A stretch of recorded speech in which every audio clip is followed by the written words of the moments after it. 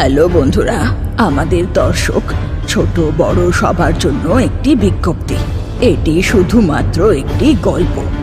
গল্পে দেখানো সমস্ত মন্ত্র তন্ত্র কাপালিক কাল্পনিক। বাস্তব জীবনে ভূত আছে কিনা তা পুষ্টি করার উদ্দেশ্য আমাদের নয়।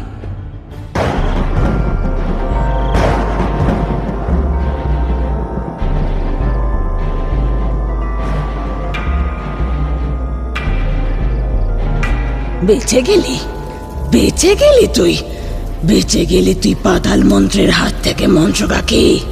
এবার তোকে নয়, তোর আপন তোর ছেলে লোকিকে মারবো, আর ওর সামনে কেঁদে কেঁদে তুই নিজের বুক চিরে মারা যাবি।